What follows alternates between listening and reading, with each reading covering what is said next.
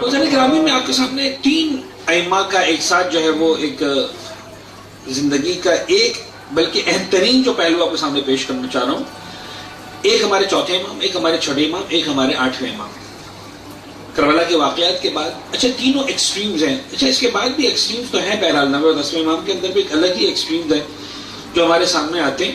لیکن میں ان تین اماموں کے حوالے سے کچھ آپ کے سامنے عرض کرنا چاہ رہا ہوں. چوتھے امام سرکار کربلا کے واقعات کے عینی شاہد، یعنی ایک وہ امام کہ جس نے کربلا کو اپنی آنکھوں سے دیکھا. دیکھیں عزیزان گرامی، ساری باتیں ایک طرف، لیکن بہرحال دیکھنا اور ہے، سننا اور ہے.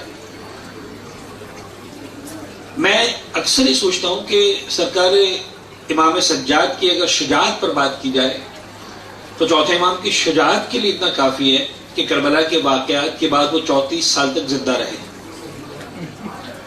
کبھی غور کیجیے گا اس انداز سے، اگر چوتھے امام سرکار کی شہادت جو ہے وہ واقعات کربلا کے بعد اور مدینہ منورہ لوٹنے کے بعد 1-1.5 مہینے میں 2 مہینے میں ہو گئی ہوتی تو شاید مجھ جیسے اناڑی خطیب کے لیے بولنا بھی بڑا آسان ہوتا، مورخ کے لکھنا بھی آسان ہوتا، عام مومن کے لیے بھی کہنا آسان ہوتا کہ بابا کیسے ممکن تھا جس نے کربلا کو اپنی آنکھوں سے دیکھا ہو. جو ذمہ داری امامت تھی کہ کاروان کو لوٹانا ہے مدینہ منورہ تک، شہزادی زینب کبریٰ کو مدینہ منورہ تک پہنچا دینا ہے، تو اس کے بعد امام زندہ رہتے تو کیسے رہتے. بڑا آسان ہوتا میرے لیے کہنا، آپ کے لیے سننا، کسی بھی مورخ کے لیے لکھنا.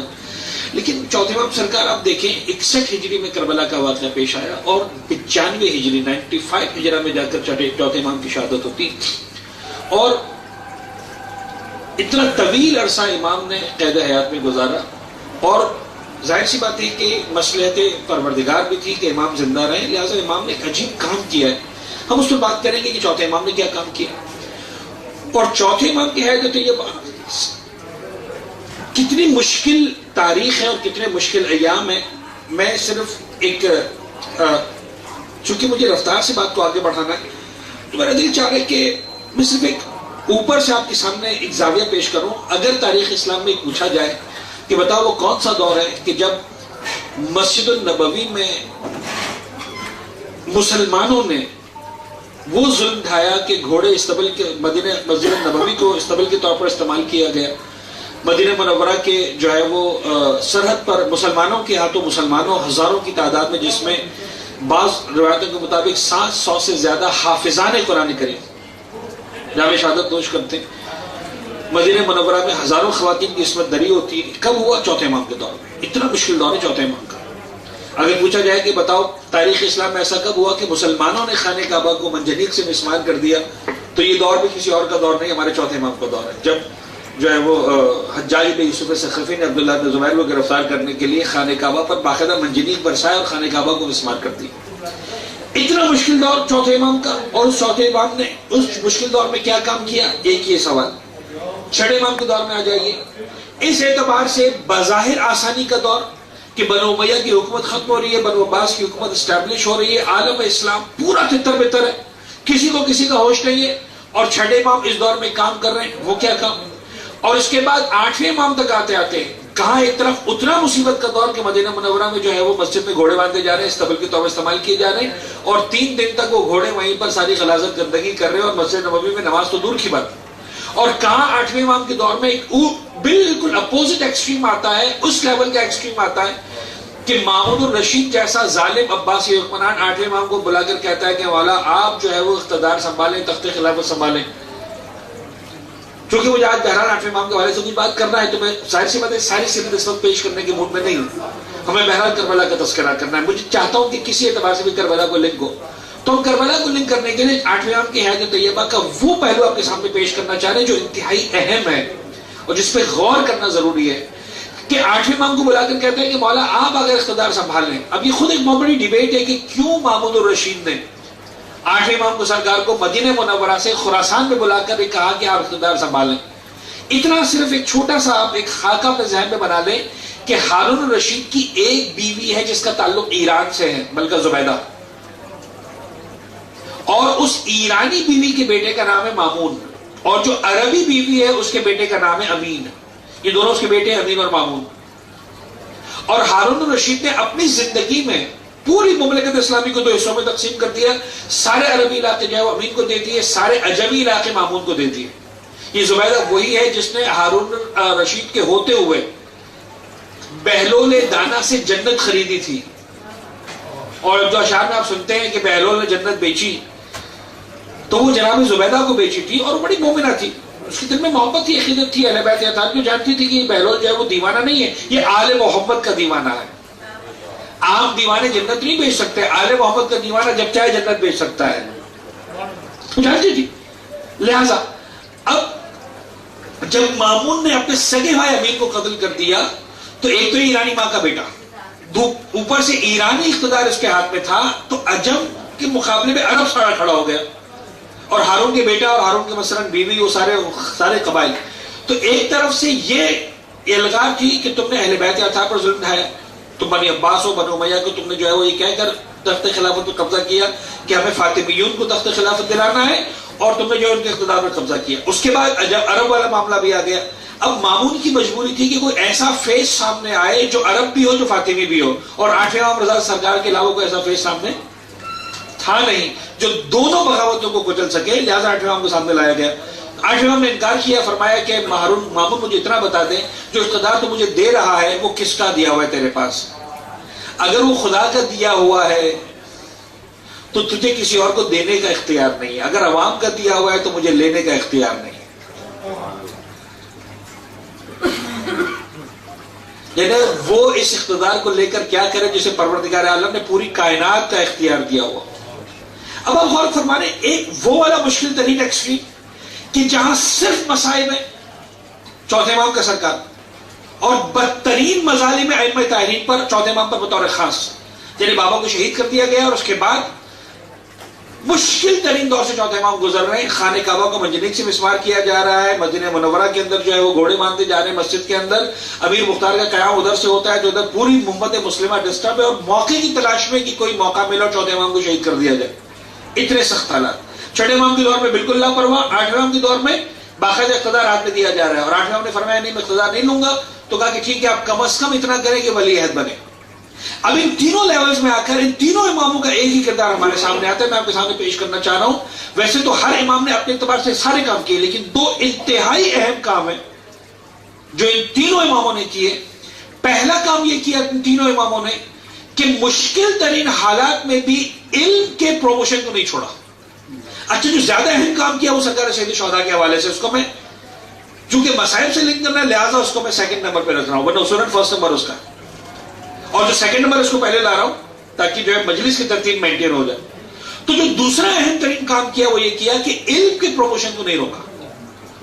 آپ ذرا غور کیجئے زن گرامی، ہم آج یہ جانتے ہیں کہ ہماری فقہ جعفری ہے، کہا جاتا ہے نا ہمارا مذہب جعفری ہے، ہماری فقہ جعفری، لیکن ہم غور کریں تو ہم سب جانتے ہیں، اس میں کوئی شک نہیں ہے کہ ہماری فقہ جعفری نہیں ہے، ہماری فقہ محمدی ہے، ہماری فقہ علوی ہے، ہماری فقہ حسنی ہے، ہماری فقہ حسینی ہے، ہماری فقہ عابدی ہے، فقہ باقری ہے، فقہ جعفری، سب کچھ ہے، صرف فقہ جعفری نہیں ہے۔ پیغمبر اکرم کا دیا وہ دین ہمارے پاس ہے۔ کیوں چھٹے امام سے منسوب کر دیا گیا؟ اس لیے کہ ہزاروں کی تعداد میں روایات چھٹے امام سرکار کے پاس سے ہمارے پاس آئیں، دین کے حلال و حرام کو بتانے کے لیے، عقائد کی اصلاح کے لیے، اور ہر مقام پر۔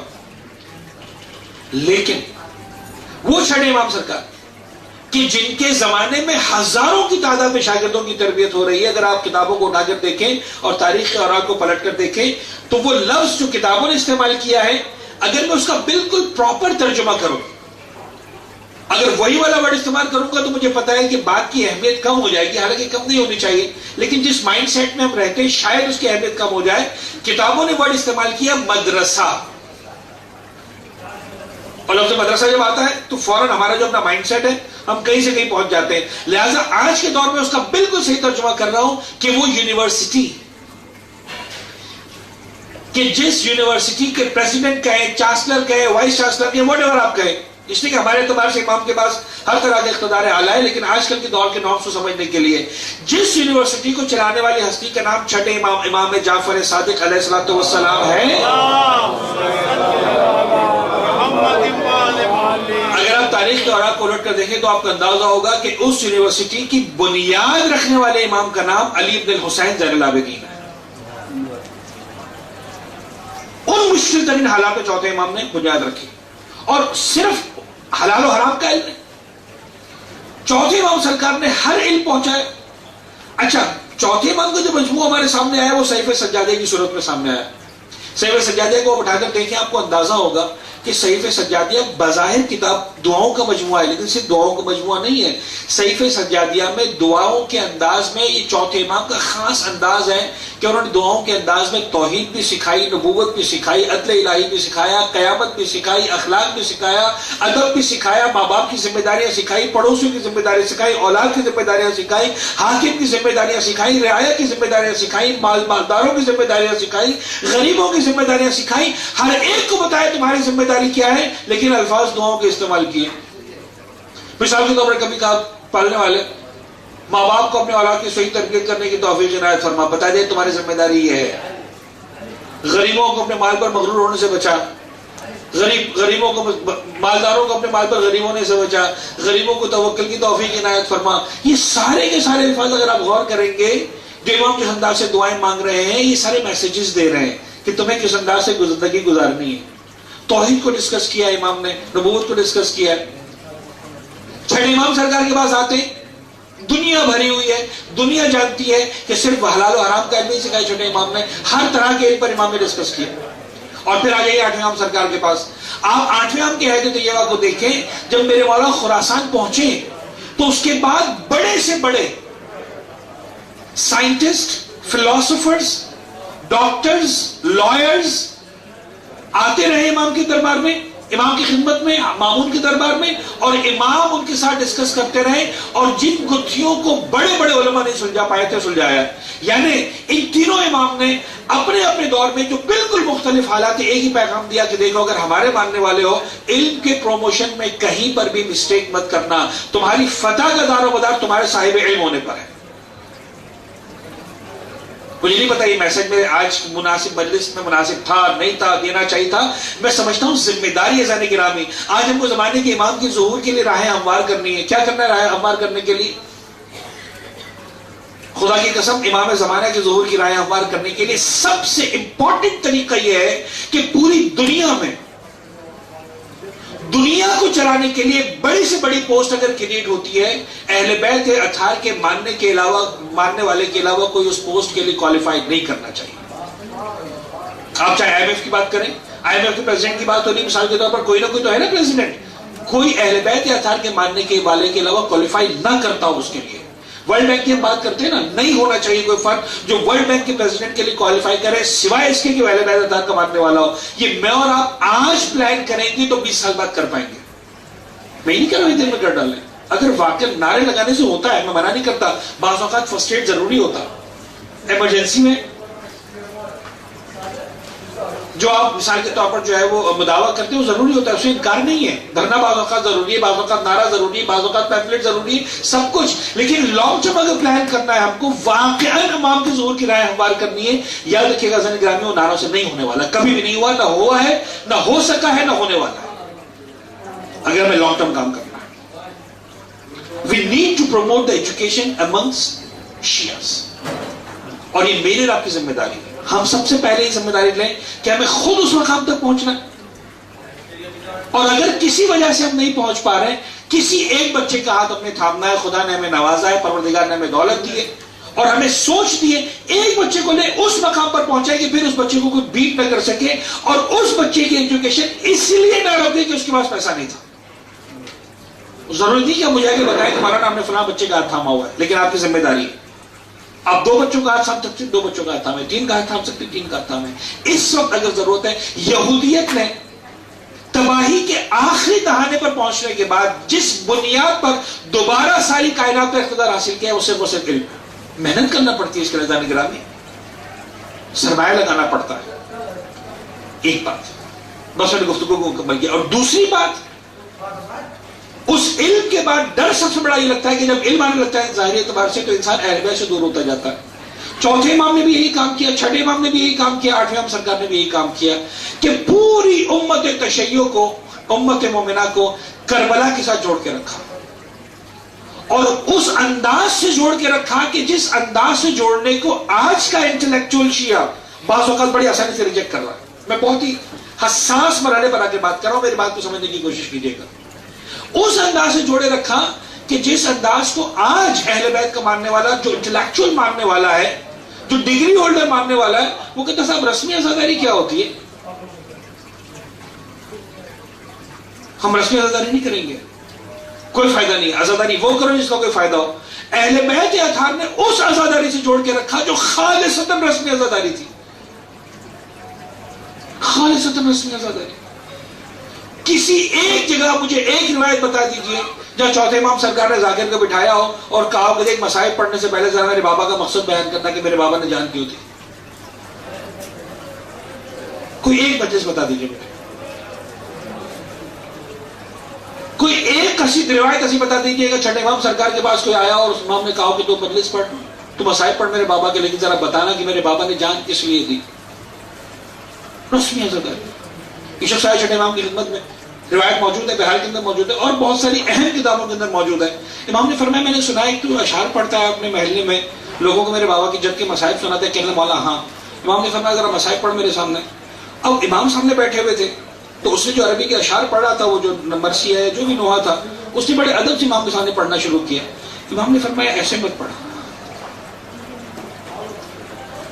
تم جو اپنے گاؤں دیہات میں جو پڑھتے ہو نا لے میں اور تھوڑا سا آواز بنا کر اور چلا کر اور نوحے کی آواز میں، کہنے کا مولا مجھ سے نہیں پڑھا جائے گا. کہنے میں سننا چاہتا ہوں تو ویسے ہی پڑھ. وہ کہتا ہے میں نے ٹھیک ہے، امام کا حکم تھا، ادب یہی کہ اطاعت کی جائے. میں نے اسی انداز سے جس طرح اپنے گاؤں دیہات میں مصائب پڑھتا تھا میں نے پڑھنا شروع کیے.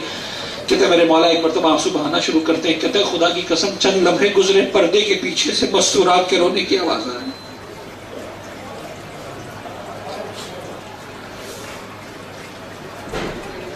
اہل بیت اطہار، انہیں مدینہ والوں کی آپ جا کے تاریخ کو دیکھیں، عجیب جملے نظر آتے ہیں. مدینہ والے کہتے ہیں 11 مہینے کا چاند دیکھتے تھے، محرم کے مہینے کا چاند دیکھنے کی ضرورت نہیں پڑتی تھی. کیوں ضرورت نہیں پڑتی تھی؟ اس لیے کہ جب محرم کا چاند نظر آتا تھا تو امام صادق کے گھرانے سے رونے کی اتنی آواز بلند ہوتی تھی، امام کی گریے کی آواز سے ہمیں پتہ چل جاتا تھا محرم کا چاند نظر آ گیا.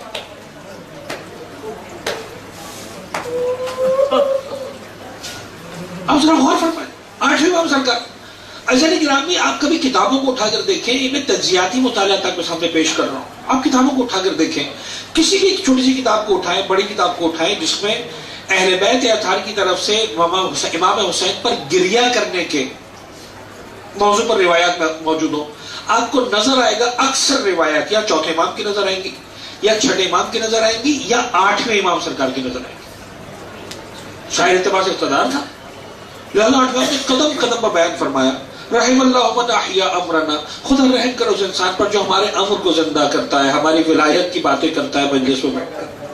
خالصتاً کہ کچھ نہیں کرو، بیٹھ کر ولایت کی باتیں کرو. ایسے نہیں. میں ایک جملہ کہنا چاہتا ہوں، میں مسائل پڑھوں گا، میں بھی مسائل نہیں پڑھ رہا، ابھی مسائل پڑھوں گا، یقیناً پڑھوں گا. اور کربلا میں مسائل نہیں پڑھیں گے تو کیا کریں گے؟ آئے اسی لیے. اب تو دعا کرتے ہیں تک میں خدایا ہمیں توفیق دے، ہم مولا عباس کے حرم کے پاس جائیں، مولا حسین کے حرم کے پاس جائیں، وہاں بیٹھ کر حسین کرے. تو آج تو خدا نے دعا سن لی ہے، میں پڑھوں گا. لیکن عزیزان گرامی آپ غور کیجئے، چوتھے امام سرکار نے رسمی عزاداری کو زندہ کیا. عزیزان گرامی یاد رکھیے گا، جب رسم بنتی ہے تو زندہ رہ جاتی ہے. میرا دل چاہتا ہے، میں نے پہلے اور بھی کہا تھا، آپ عزیزان کے سامنے درج کر رہا ہوں کہ خدا را وہ افراد، یعنی وہ اسٹوڈنٹس جو اس وقت یونیورسٹی اسٹوڈنٹس ہیں، اس وقت میں کیریئر کاؤنسلنگ نہیں کر رہا ہوں، نہ کیریئر گائیڈنس کے لیے میں یہاں پر بیٹھا ہوں، لیکن مجلس اعضاء کی ذمہ داری سمجھ کر ایک جملہ ضرور کہہ رہا ہوں. اور میں نے اب تک کسی کو نہیں دیکھا کہ اس فیلڈ میں کام کرے. وہ افراد جو سوشیولوجی پڑھتے ہیں، جو سوشل سائنسز کو پڑھتے ہیں، خدا را سوشیولوجی کے اندر اس ٹاپک پہ کوئی ریسرچ کرے اور ڈاکٹریٹ کی ڈگری لے کہ جب کسی بھی ایونٹ کو رسم کے ساتھ بنا دیا جاتا ہے تو وہ ایونٹ زندہ ہو جاتا ہے، پھر اس کے پیچھے کوسچن مارکس ختم ہو جاتے ہیں. اور آپ دیکھیں دنیا کے اندر جو جھوٹے ایونٹس ہیں، میں بہت ذمہ داری کے ساتھ جملہ عرض کر رہا ہوں، اور صرف کچھ دیر کے لیے عوام الناس سے ہٹ کر انٹلیکچوئلز کے لیے میں کچھ جو ہے وہ فوڈ فار تھاٹ دے رہا ہوں. 2-4 جملے میرے برداشت کر لیجیے گا، پلیز درگزر کیجیے گا، مسائل پہ آ جاؤں گا. جہاں جھوٹے ایونٹس ہیں، کوئی اس کے پیچھے بیک گراؤنڈ نہیں ہے، کوئی سچائی نہیں ہے، لیکن اس کو بھی اگر رسم سے ملا دیا جاتا ہے تو کوسچن مارکس ختم ہو جاتے ہیں، پڑھے لکھا انسان بھی اس کو سپورٹ کرنے کو تیار ہو جاتا ہے، اس کے پیچھے جھوٹی سچی دلیل لے کر آ جاتا ہے. آپ مثال کے طور پر کرسمس کے موقع پر وہ جو ایک بڈھا بابا آتا ہے، کیا نام ہے اس کا، سینٹا کلاus. سینٹا کلاus پوری کرسچن ورلڈ جانتا ہے کہ there is nothing like Santa Claus in the world. لیکن وائٹ ہاؤس کے اندر بھی آپ کو سانتا کلاus کا تصور نظر آئے گا، غریب سے غریب کرسچن کے گھر بھی سانتا کلاus کا تصور نظر آئے گا، مالدار سے مالدار کے گھر پر بھی، پڑھے لکھے سے پڑھے لکھے انسان کے گھر پر بھی، جاہل سے جاہل کے گھر پر بھی. پڑھے لکھے سے بھی کہو کہ یار یہ تم کیا کر رہے ہو، تمہیں پتہ ہے ایسا کچھ نہیں. کہا ہم کہتے ہیں ہمیں پتہ ہے کچھ نہیں ہے، لیکن ہمارے بچے کے دل میں محبت پیدا ہو رہی ہے نا، تو کیا ہے رات کو جب بچہ آخر میں تھک کے سو جائے گا، جب تک وہ نہیں سوتا انتظار کرتے، جب وہ سو جاتا ہے پھر اس کے تکیے کے پاس کوئی گفٹ رکھ دیتے ہیں، بیٹا تم جاگتے رہے لیکن آخر میں تمہاری آنکھ لگ گئی، سانتا کلاus اسی وقت آ کے تمہارا گفٹ رکھ کے گیا. جھوٹ، 100% جھوٹ ہے کہ نہیں ہے؟ مجھے ایمانداری سے بتائیے. پڑھے لکھے افراد میرے سامنے بیٹھے ہوئے ہیں. ہیلووین کیا ہے؟ اتنے بڑے بڑے کدو پال رہے ہیں اپنے گھروں کے باہر رکھے ہوئے، کچھ بھی نہیں ہے. عجیب بات ہے، ہم جب پڑھے لکھے بنتے ہیں تو ہم کو کدوؤں کی سمجھ میں آتی ہے، سوئیوں کی سمجھ میں نہیں آتی. عزیزان گرامی یاد رکھیے، جہاں پر بھی رسمیں آ جاتی ہیں وہ واقعات زندہ رہ جاتے ہیں، جھوٹے واقعات زندہ رہ جاتے ہیں. ہمارے پاس تو حسین بن علی جیسی سچائی موجود ہے. خدا نے اس رسمی عزاداری کو زندہ رکھیے. میں یہ نہیں کہتا کہ مولا حسین کے فضائل کے ساتھ تعلیمات حسین بن علی کو بیان نہ کیا جائے، ضرور بیان کیا جائے، ہم کیا کر رہے ہیں نہیں کر رہے تو وہی تو بات کر رہے ہیں. لیکن خدا نے اس رسمی عزاداری کو زندہ رکھیں. چوتھے امام نے رسمی عزاداری کو زندہ رکھا، آٹھویں امام نے رسمی عزاداری کو زندہ رکھا، چھٹے امام نے رسمی عزاداری کو زندہ رکھا. رسمی عزا کرو، میرے بابا کے مسائل پڑھو، بس دیٹ اٹ، ختم ہو گئی بات. 1 پوائنٹ ایجنڈا، مسائل پڑھو. زہری جیسا امام زہری، اس کا تعلق چوتھے امام سے یوں ہے کہ بڑا محب ہے، اہل بیت کا ماننے والا نہیں ہے، اہل سنت کی فقہ امام ہے، اس کا ایک خاص انداز ہے. لیکن چوتھے امام کا بڑا احسان تھا، ہسٹری کو جا کر پڑھیے، ایک بہت بڑا احسان. ایک ایسے وقت میں آ گیا تھا کہ زہری جیتے جی خودکشی کرنے کو تیار ہو گیا تھا، اینڈ امام زین العابدین واز دا پرسن کہ جس نے اس کو نکالا. سلوات پڑھے محمد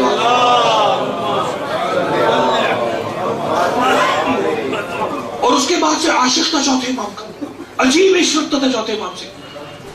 گھر میں شادی تھی، چوتھے امام سرکار کی خدمت میں آیا، آگے کہتے ہیں مولا میرے گھر میں میرے بیٹے کی شادی، میرا دل چاہتا ہے تشریف لائیں. امام نے کہا زہری تم کیسی بات کرتے ہو؟ میں کربلا کو دیکھ کر آیا ہوں. جس نے کربلا دیکھی ہو کسی جوان کی شادی میں کیسے شرکت کرے؟ ختم ہو گئی بات. یعنی شاید میرے مولا چوتھے امام فرمانا چاہتے ہو زہری جس نے اکبر کے کلیجے میں برچی کا پھل دیکھا.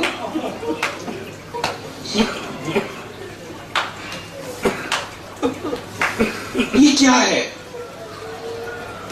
زہری امام سے محبت کرتا تھا، کہنے لگا مولا چھوڑ دیں ساری بات، مجھے اتنا بتائیے، مجھے چاہتا ہوں کہ آپ میرے گھر تشریف لائیں، میں کیا کروں میرے گھر تشریف لائیں. بات ہی ختم کرتی نہیں، میرے بیٹے کی شادی بھول جائیں. امام نے کہا زہری اس میں بھی بہت آسان سی بات ہے، کوئی لمبی چوڑی بات تو نہیں ہے. تو چاہتا ہے میں تیرے گھر پر آؤں، تو ایک کام کر، میرے بابا کے مصائب سنانے کا اہتمام کر، تجھے بلانا نہیں پڑے گا. زہری نے انتظام کر دیا، اعلان کر دیا مدینہ میں کہ میرے گھر مصائب پڑے جائیں گے، سرکار سید الشہداء کے مصائب ہوں گے. اور واقعاً ایسا ہوا کہ جب مجلس کا اہتمام ہوا، جب سب آگے ذاکر پڑھنے کے لیے، تو اسے دل چاہ کے جاؤ مولا کو بلا کر آؤ. دیکھا کہ امام سامنے سے آ رہے ہیں. میں نے پڑھا جب آپ کے سامنے مصائب پڑھنے، میں صرف سمجھانا چاہ رہا ہوں، رسم اداری کو زندہ کی. اور چوتھے امام نے اپنے عمل سے بتایا. جب مصائب پڑھے جانے لگے اور جب کسی کو کسی کا ہوش نہ رہا، زہری نے دیکھا آخر میں امام نہیں اپنے مقام پر، دیکھا اس مقام پر بیٹھے جا عزاداروں نے جوتیاں اتار کے رکھی. تڑپ گیا، پریشان ہو کر آیا، حالانکہ خطا ہو گئی، غلطی ہو گئی. امام کو ہوش میں لایا گیا. فرمایا زہری جب میرے بابا کے مصائب پڑھے جا رہے تھے، میری دادی فاطمہ زہرا اس مقام پر نہ تھی.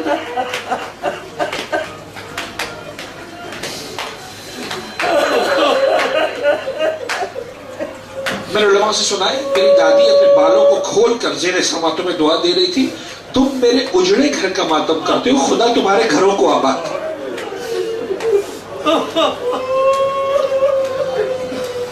ایسا نہیں کہ میں آؤں گا مصائب پر، یہ تو میں ابھی آپ کو بتا رہا ہوں. کام یہی کیا چوتھے امام سرکار نے، کام یہی کیا چھٹے امام سرکار نے، کام یہی کیا آٹھویں امام سرکار نے. علم کو آگے بڑھایا اور حسین بن علی کے ساتھ کنیکٹ کیا. کچھ بھی کرو تمہاری زندگی میں حسین بن علی کا غم ہونا چاہیے، اس کو مت نکالنا، یہ تمہاری زندگی سے کم نہیں ہونا چاہیے.